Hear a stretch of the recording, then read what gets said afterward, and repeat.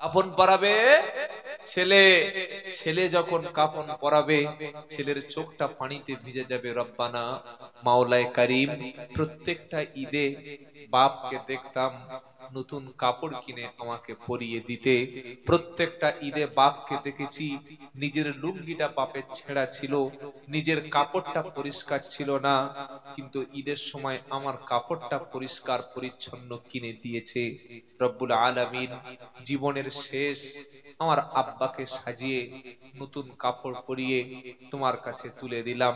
ছেলে কাঁধে করে নিয়ে জানাজার ময়দানে মাইয়েতকে যখন শুইয়ে দিয়েছে, মাইয়েত আছে বাপের কবরের সামনে দাঁড়িয়ে, বাপের লাশের সামনে দাঁড়িয়ে আল্লাহু আকবার বলে ছেলে নিয়ত করেছে, দোয়া সানা পড়েছে, তারপরে দ্বিতীয় তাকবীরে দরুদ শরীফ, তৃতীয় তাকবীরে দোয়া পড়িয়ে মাইয়াতকে দেখে বলছে, ও হারুনের মা গো তুই কি করে মরলি? হারুনের মা, হারুনের মা বলছে, আরে আমি মরিনি, আমার চাচি মরেছে, তুই দেখে কাঁদ।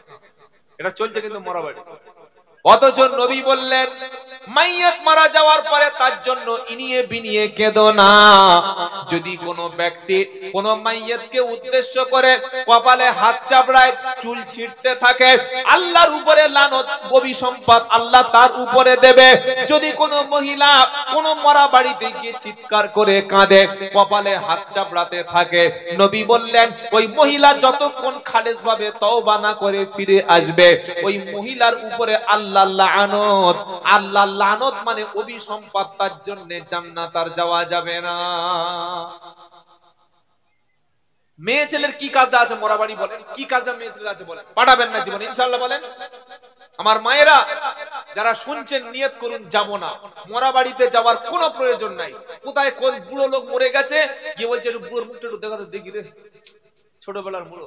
খানা বলবো, খানা বলবো, খানা আমি বলবো ইনশাআল্লাহ, ভালো খানা আমি দিয়ে যাবো, অসুবিধা নেই।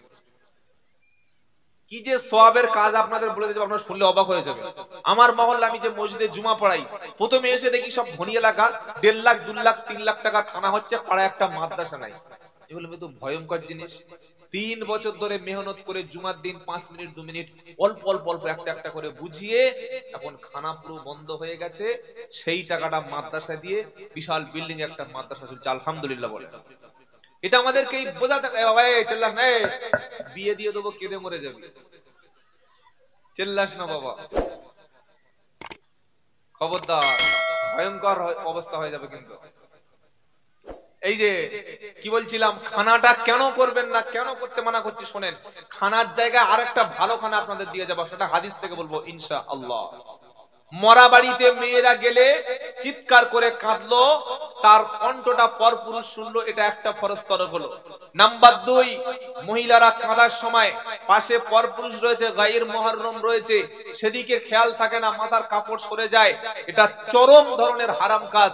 3 নম্বর, কোন ব্যক্তি মারা গেলে, একটা পুরুষ ব্যক্তি মারা গেছে, সেখানে মহিলারা গিয়ে সেই পুরুষকে দেখে, দেখে না, দেখে না, বলছে আমরা একটু দেখি। বলে কি দেখবে?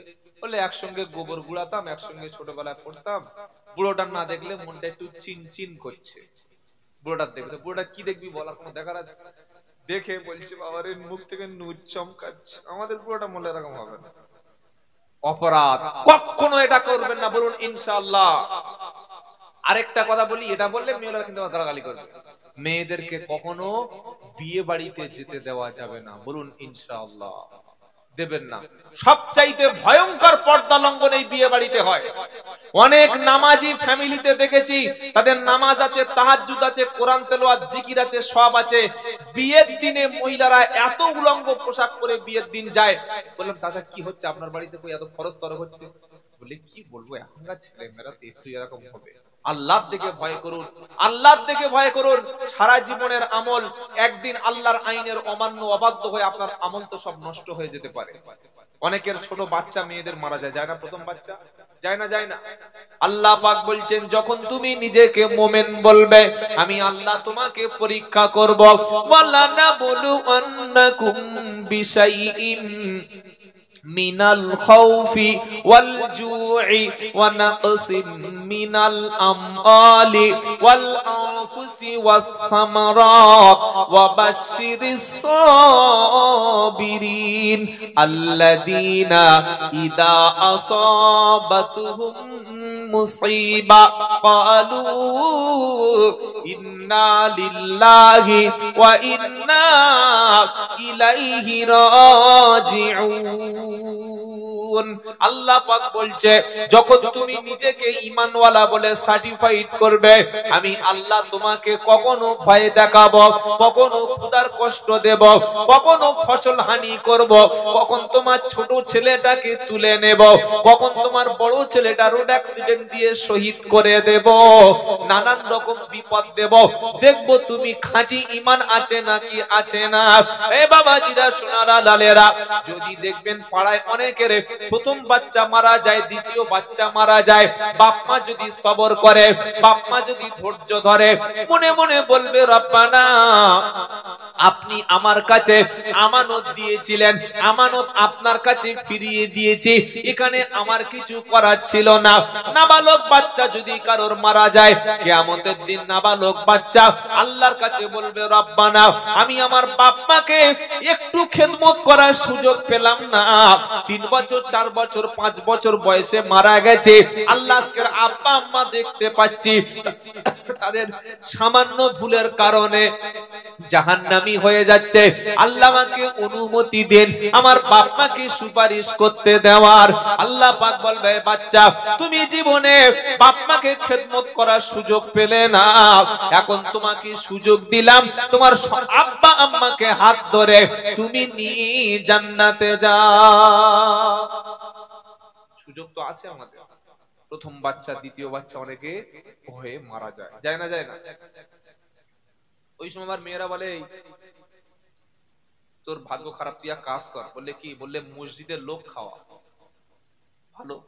তারপরে বললে তুই মান্নত কর। অথচ হাদিসে আছে, ওলামারা জানেন, নবী বললেন মান্নত করলে ভাগ্যের কোনো পরিবর্তন হয় না, বরং মান্নতের দ্বারাই বকিলের কিছু সম্পদ বার হয়ে যায়। সুন্নাহটা কি? সুন্নাহ হচ্ছে বিপদে পড়লে, মুসিবতে পড়লে আগে ক্যাশ কিছু দিয়ে দেওয়া, 2 রাকাত নামাজ পড়া, এটাই সুন্নাহ। শুনতে পেলেন না? পেলেন না? বিপদে পড়েছে, মসজিদে এসে 2 রাকাত নামাজ পড়ে 1000 টাকা ক্যাশ বাক্সে দিয়ে বলছে রব্বানা বিপদ থেকে আপনি মুক্তি দান করুন। আল্লাহ বিপদ থেকে অবশ্যই বাঁচিয়ে নেবে।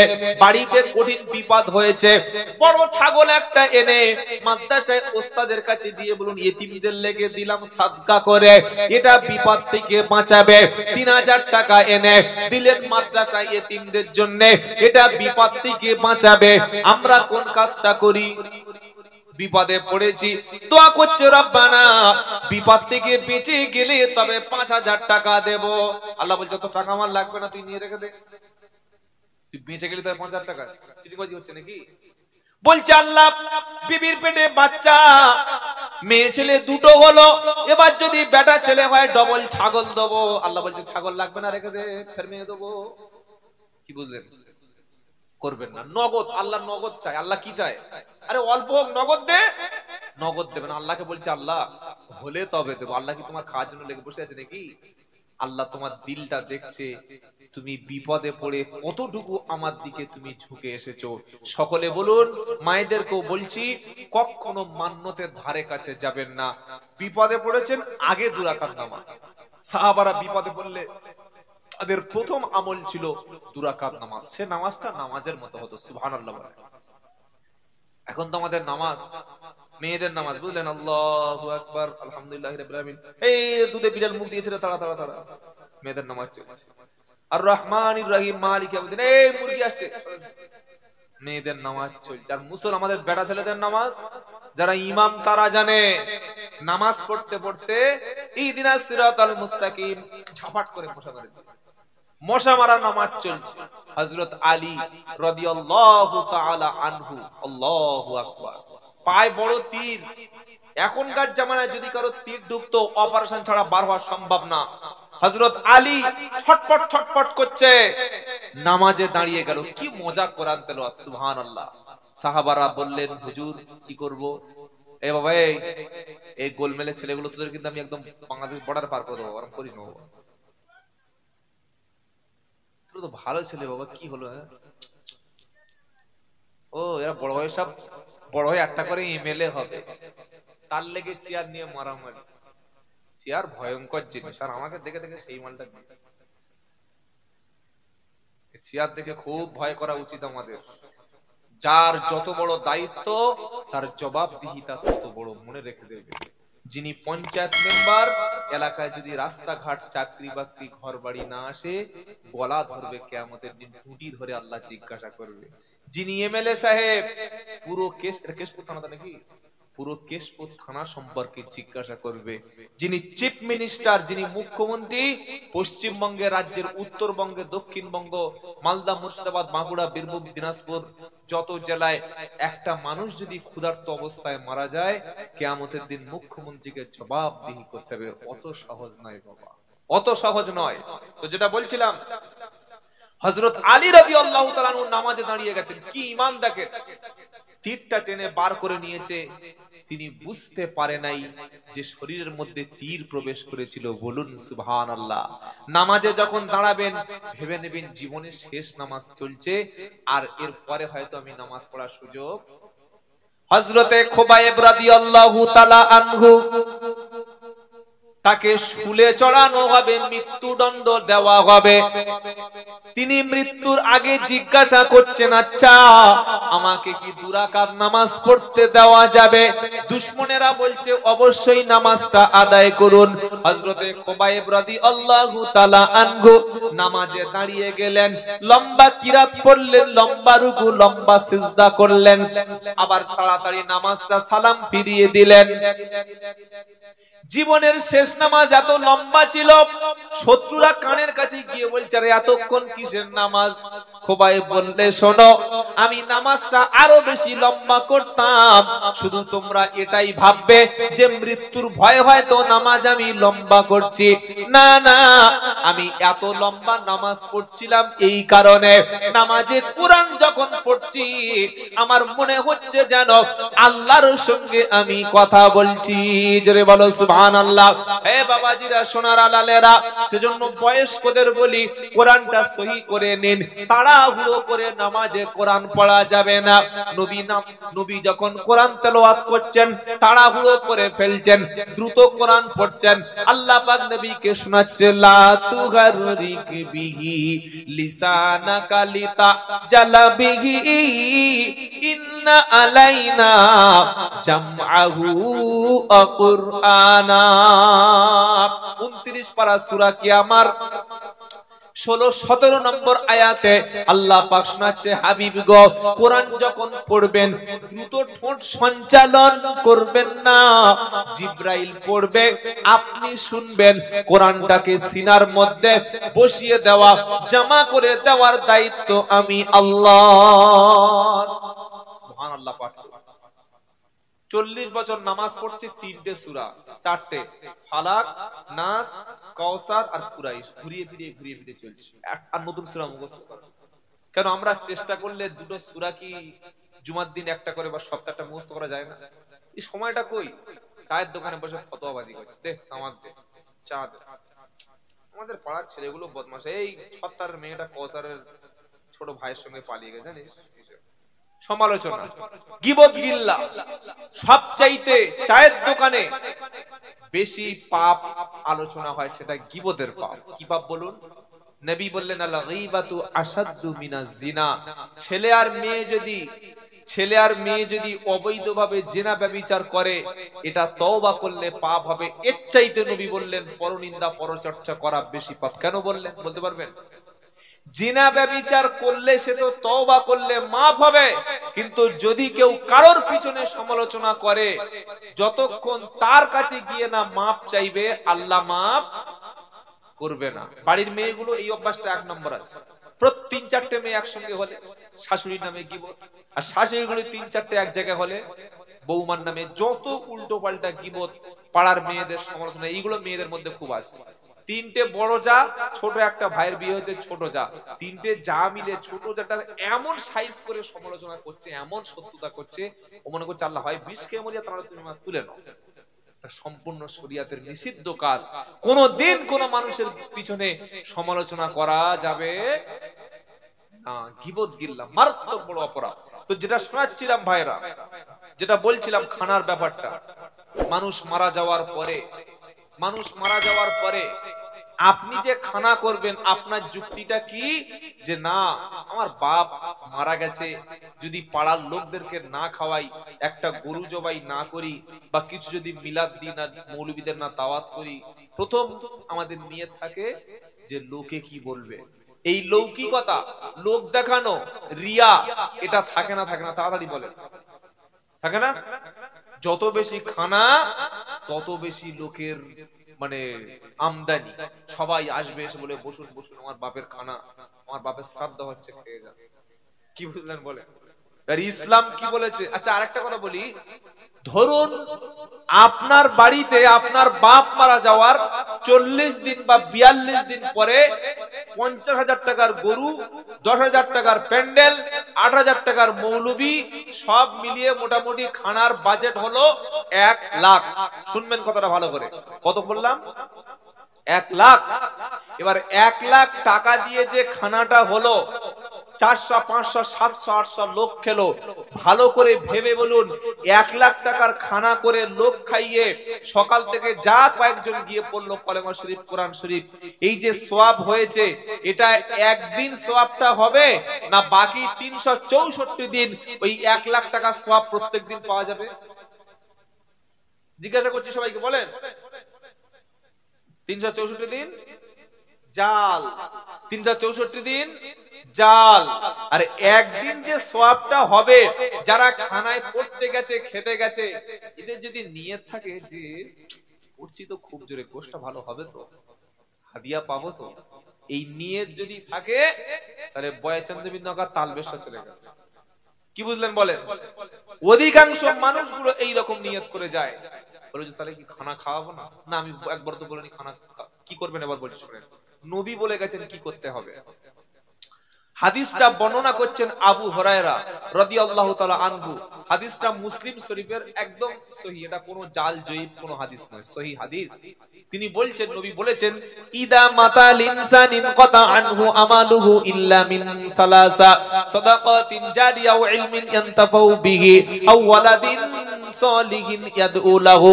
নবী বলছেন, মানুষ যখন মারা যাবে সমস্ত আমল তার বন্ধ হয়ে যাবে, তবে 3টি আমলের দরজা তার জন্য খোলা থাকবে। সুবহানাল্লাহ বলতে পারলেন না? সকাল 8টার সময় চাটা খেয়ে উঠে সুবহানাল্লাহ বলেন। কটা আমল খোলা থাকবে? 3টি। একদিনে 1 লক্ষ টাকা খরচ করে হয়তো কলেমা শরীফ, কোরআন শরীফের কিছু সওয়াব হয়তো পেলেন, এটা 364 দিন পাওয়া যাবে। জোরে বলো। এইবার 1 লক্ষ টাকার মধ্যে 10,000 টাকা খাদ্য রান্না করে পাড়ার গরিব, বিধবা, ওদেরকে দাওয়াত করে ফকিরকে খাইয়ে দিলেন। 90,000 টাকার মধ্যে 60,000 দিলেন মাদ্রাসায়। আর কত থাকবে? কত থাকবে? আর 30 দিলেন মসজিদে। বললে হুজুর এত টাকা মসজিদ মাদ্রাসায় কি হবে? 60,000 টাকা যখন মাদ্রাসায় আসবে, কমপক্ষে ওখান থেকে 2 থেকে 3টে হাফেজ তৈরি হবে। আপনি বলুন, 1 লক্ষ টাকা খরচ করে সকাল থেকে জোহর পর্যন্ত, 10টা থেকে 12টা পর্যন্ত কয়েক হাজার কলেমা শরীফ, কয়েক খতম পড়া হয়েছে, এটা একদিনে শেষ, বাকি 364 দিনার। জোরে বলো নাই। এবার 60,000 যে মাদ্রাসায় এলো, 24 ঘন্টার মধ্যে হিফজ যারা করে 16 থেকে 17 ঘন্টা পড়তে হয়। সবক পারা আমক্তা করতে করতে 14 ঘন্টা কেটে যায়। হাফেজরা ঘুমানোর সময় পায় না। আপনার টাকায় যে হাফেজ তৈরি হলো, 50, 100, 150 ছেলে যে পড়লো, এরা একদিন পড়বে না, 365 দিন। জোরে বলো। 365 দিন যে পড়ছে, তোমার টাকায় যে একজন হাফেজ হলো, আলেম হলো, এ একটা অক্ষর পড়ে 10টা নেকি পাবে। তুমি সহযোগিতা করে কবরে গেলে প্রত্যেকটি নেকি তোমার প্রতিদিন কবরে পৌঁছে যাবে। লাভ কোনটা বলো? কোনটা লাভ? এটা মনে মনে হচ্ছে সকালবেলা কিন্তু বাপ বলে গরু আনতে হবে, চলবে না বাবা। এবার যদি বলো যে হুজুর না এতদিন চলে আসছে, তো 1 লাখ টাকায় যদি তোমার একদিনে নেকি নেওয়ার দরকার হয় ওটাই করো। আর 1 লাখ টাকা খরচ করে 365 দিন যদি কবরে নেকি পৌঁছাতে চাও, এখানে ছেলে পড়বে ইয়াসিন, 2টো অক্ষর ইয়া একটা সিন একটা, বাপের কবরে চলে গেল, তোমার কবরে 20টা নেকি। ছেলে পড়ছে আউযু বিল্লাহি মিনাশ শাইতানির রাজিম বিসমিল্লাহির রহমানির রহিম। বিসমিল্লাহির রহমানির রহিমের মধ্যে অক্ষর আছে 19টি, একটা পড়লে 10, 19টা পড়লে 190। শুধু বিসমিল্লাহ পড়েছে মাদ্রাসায়, নেকি কবরে চলে গেছে 190টা। এটা সারা বছর পাবে, লাইফ টাইম পাবে। ওদিকে মসজিদে 30 দিল, যত লোক নামাজ পড়বে যে সওয়াবের অংশগুলো পাবে ও 1% নেকি পাবে। এবার লাভ কোনটা ওটা বাড়িতে গিয়ে ক্যালকুলেশন খুলে দেখবে। এরপরে যদি বলে খানা, তাহলে আর আমাদের কিছু বলার নেই, খানা খেতে হবে। এবার হাদিসটার ব্যাখ্যা শোনেন। ইদা মাতাল ইনসানিন কাতা আনহু আমালুহু ইল্লা মিন সালাসা। মানুষ মারা যাওয়ার পরে সব আমল বন্ধ। শুনেছেন লোক কবরে গিয়ে জোরে নামাজ পড়ছে, এই যে মাগরিব পড়ে, আসর পড়ে, বা কবরে একটা কোরআন শরীফ বসে বসে সূরা ওয়াকিয়া পড়ছে, কবরে নেকি নাই। হজ করছে, কবরে দৌড়াচ্ছে, সাই করছে, কোন সিন নাই। কবরে চলে গেল, সমস্ত আমল বন্ধ হলো, শুধুমাত্র 3টি আমল থাকবে খোলা। 1 নম্বর সাদাকাতুন জারিয়া, একটা সদকা আরেকটা জারিয়া। সদকা মানে দান, জারিয়া মানে প্রবাহমান। বুঝতে পারছেন না? পারেন না? একটা হচ্ছে দান করে দেওয়া, খাইয়ে দেওয়া, ওটা সওয়াব। আরেকটা কন্টিনিউ চালু হবে, এটা সদকায়ে জারিয়া। মাদ্রাসা থাকবে যতদিন, কোরআন থাকবে ততদিন, তেলাওয়াত হবে যতদিন, নেকি পাবে ততদিন। এটা হচ্ছে সদকায়ে জারিয়া। দ্বিতীয়, আও ইলমিন আনতাফাউ বিহি, উপকারী ইলম কাউকে দিয়ে গেলেন, 5 জনকে হাফেজ বানালেন, 10 জনকে আলেম বানালেন, 50 জনকে কোরআন শিখিয়ে দিলেন। এই সুযোগটা বেশি পায় বাড়ির মেয়েরা। মহিলা কোরআন জানে, যদি মনে করে আরো 5 জনকে কোরআন শেখাবো, সম্ভব না অসম্ভব? অবশ্যই পারে। একটা মেয়ে আরো 5টাকে কোরআন শেখাবে, উপকারী ইলম রেখে গেলে কবরে পাবে। 3 নম্বর, ওয়ালাদিন সালিহিন ইয়াদউ লাহু, নেক সন্তান, নামাজি পরেজগার সন্তান দোয়া করলে অবশ্যই সেটাও কবরে পাওয়া যাবে। দোয়া করার ছেলে একটা রেখে যাব ইনশাআল্লাহ। ভাড়াটে মৌলবি দিয়ে জানাজা হয়, নামাজ হয়, গরু জবাই হয়, কিন্তু এইটুকু কি আমরা আজ পর্যন্ত করতে পারবো না যে আমার দোয়াটা আমার ছেলে করবে, আমার জানাজা আমার ছেলে পড়াবে? এইটুকু নিয়ত করবো ইনশাআল্লাহ। ইনশাআল্লাহ বলেন। যদি করতে পারেন তাহলে জীবনটা সার্থক হবে। হুজুর কি লাভ আছে এতে? বাপ মারা যাচ্ছে, মা মারা যাচ্ছে, নামাজি পরেজগার ছেলে বাপের মাথার কাছে বসে কলেমা শরীফ শোনাচ্ছে, আর সৌভাগ্য হয়ে গেল লা ইলাহা ইল্লাল্লাহ মুহাম্মাদুর রাসূলুল্লাহ সাল্লাল্লাহু আলাইহি সাল্লাম পড়তে পড়তে ঈমান নিয়ে কবরে চলে গেল। নবী বললেন, যার শেষ কলেমা হবে লা ইলাহা ইল্লাল্লাহ, মান ক্বালা লা ইলাহা ইল্লাল্লাহ ফাদাখালাল জান্নাহ, সে ব্যক্তি জান্নাতে যাবে। বলুন সুবহানাল্লাহ। তুমি ছেলে তৈরি করলে, নামাজি তৈরি করতে পারলে না, কোরআন পড়তে পারলে না, কি পড়বে মরণের সময় বলো? কলেমা পড়ানো হয়ে গেল, বাপ মারা যাওয়ার পরে গোসল দেবে কে ভাই? কে দেবে? হ্যাঁ, মুয়াজ্জিন আর সেই কওসার পাগলা, দুজনে মিলে।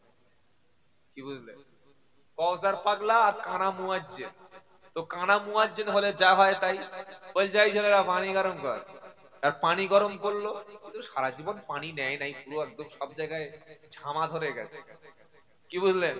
পানি না নিয়ে নিয়ে এই কোলভাগে দেখছে, গোসল দিতে গিয়ে দেখছে পুরো একদম পাইপ লাইনের মতো দাগ পড়ে গেছে, হলুদ হয়ে গ্রিস পড়ে গেছে। বুঝলেন? তো ভালো করে মুয়াজ্জিন কানা লোক আর কি করবে, গরম পানি করে মেরেছে ছা করে, এই মেরেছে লাভ দিয়ে উঠেছে, ভাবছে যে অনেকদিন পর একটা পানি পড়লো সেন্টারে। বুঝলেন? এটা গোসল নয়, এটা গোসল নয়। গোসল দেবে ছেলে, বাপকে কোলের উপরে তুলে ছেলে যখন গোসল দেবে মনে মনে ভাববে, আল্লাহ ছোটবেলায় ছোটবেলায় আব্বা আমাকে ধুলোর উপর থেকে তুলে এনে জীবনে অনেক সাবান মাখিয়েছিল, আমার জীবনে কোনোদিন ধুলা লাগতে দেয়নি। মাদ্রাসায় ছেলে পড়ালে এই লাভটা অন্তত হবে। আলেম হাফেজ হয়ে বাপের গোসলটা দিচ্ছে, মনে মনে ভাবছে, আল্লাহ জীবনের শেষ গোসলটা আমি আমার আব্বাকে দিয়ে দিলাম, জীবনে আর কখনো আব্বা গোসল করবে না। আমি কাদায় খেলা করলে ধুলো থেকে তুলে এনে বাপ আমার সাবান মাখিয়ে মাথার চুলে শ্যাম্পু করে পরিষ্কার করে গোসল দিয়ে গা পরিষ্কার করে আমাকে কোলে করে তুলে নিত। আল্লাহ শেষবারের মতো গোসল দিয়ে আপনার রহমতের কোলে চাপিয়ে দিলাম।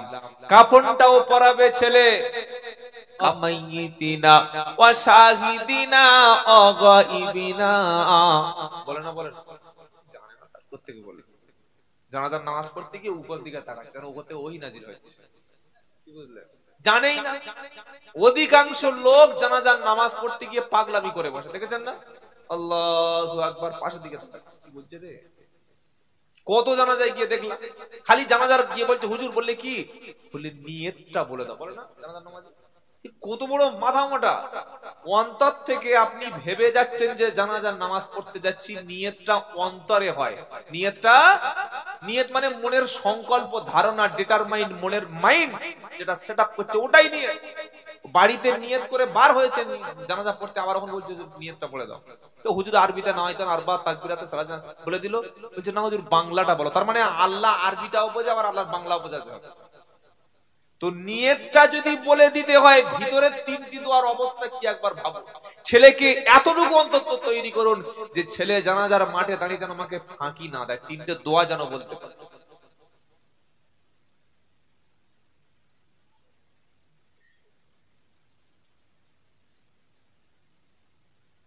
না বললে হবে? সন্ধ্যা থেকে মেশিন চলছে আমার। কি